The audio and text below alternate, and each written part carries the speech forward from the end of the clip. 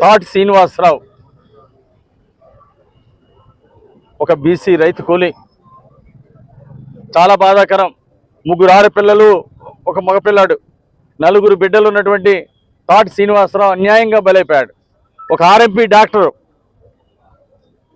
అసమర్థత వలన, Mallikarjuna Reddy రవారం RMP doctor యొక్క అసమర్థత వలన ఒక నిండు ప్రాణం బలిగొన్నాడు.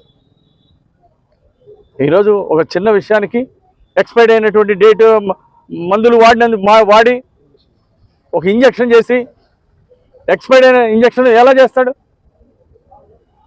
ఈరోజు తాడి శ్రీనివాసరావు సావుకి కారణమైనటువంటి ఆ ఇంజక్షన్ ఆ ఆర్ఎంపీ డాక్టర్ మల్లికార్జున రెడ్డి నిర్వాహకం వలన ఒక నిండు ప్రాణం బలైపోయింది.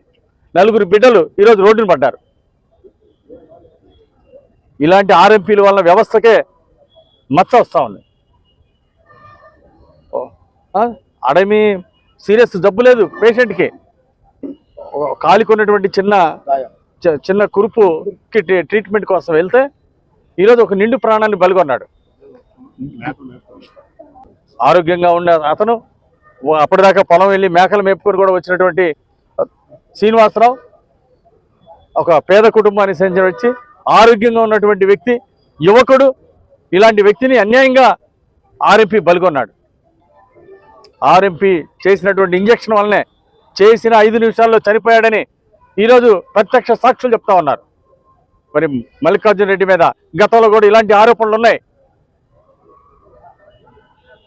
దీన్ని ఎంక్వైరీ చేయాలని, బాధితుల కుటుంబానికి న్యాయం జరగాలని, తప్పు చేసిన వాళ్ళ మీద కఠినంగా చర్య తీసుకోవాలని అధికారుల్ని ఆదేశిస్తున్నాం. ఎంత బాధాకరమైన విషయం అంటే ఆ బాబుని చూస్తే నిండా 35 ఏళ్ల వయసు లేదు, ఆ అమ్మాయికి 30 సంవత్సరాలు, భార్యకి 4 బిడ్డలు, 3 ఆడపిల్లలు, ఒక పిల్లవాడు. ఈ రోజున ఒక కురుపు చిన్నది, ఆ కాలి గాయం కూడా మేము ఎమ్మెల్యేగా చూడటం జరిగింది. కాలికి చిన్న కురుపు ఉంటే అప్పుడు దాకా మేకలు మేపుకొని వచ్చినటువంటి వ్యక్తికి చిన్న ఏదైనా డ్రెస్సింగ్ చేసి పంపిస్తే పోయేదానికి ఒక ఇంజక్షన్ చేశాడు. ఆ ఇంజక్షన్ చేస్తే అప్పటికప్పుడే కుప్పకూలిపోయాడు. మళ్ళీ వేరే హాస్పిటల్ తీసుకొచ్చే లోపు చనిపోయాడు. అసలు ఆ ఇంజక్షన్ ఏమి ఇంజక్షన్ దాన్ని బయట పెట్టడం లేదు. ఇప్పుడు ఈ ఆర్ఎంపీ మల్లికార్జున రెడ్డి అనే ఆర్ఎంపీ కుర్రడు పరారులో ఉన్నాడు. అసలు నీకు భయం ఏంటి? నువ్వు ప్రజలకు వైద్యం చేసేవాడు, నువ్వు ఏ తప్పు చేయకపోతే నిష్పక్షపాతం ఉండు ప్రజల్లో, నీ బాధ్యత ఉంది కదా. నువ్వు చేసిన ఇంజక్షన్ ఏంటి? మేము అడుగుతుంది ఏంటంటే అది ఎక్స్పైరీ డేట్ అయిన ఇంజక్షనా, లేకపోతే నువ్వు చేయకుండా ఇంజక్షన్లు ఏమైనా చేస్తున్నావా? ఈ మధ్యకాలంలో రకరకాలు వినుకొండ ప్రాంతంలో గతంలో ఆ భూతం ఇంకా పోలేదయ్యా. ఇప్పటికైనా జరిగినటువంటి కుటుంబానికి జరిగినటువంటి అన్యాయాన్ని ప్రభుత్వ పరంగా అదేవిధంగా తప్పనిసరిగా వారికి న్యాయం జరగాలని మేము ఎమ్మెల్యే గారిని మిగతా వారిని కూడా డిమాండ్ చేస్తామన్నాం.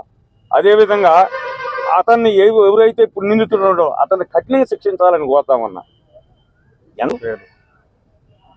ఆ మల్లికార్జున రెడ్డి అనే వ్యక్తిని పోలీసులు నిష్పక్షపాతంగా విచారణ జరిపించి కఠిన చర్యలు తీసుకోవాలని ఈ సందర్భంగా కోరుతూ ఆ కుటుంబానికి న్యాయం చేయాలని ప్రభుత్వాన్ని ఎమ్మెల్యే గారిని కూడా ఈ సందర్భంగా కోరుతా ఉన్నాం.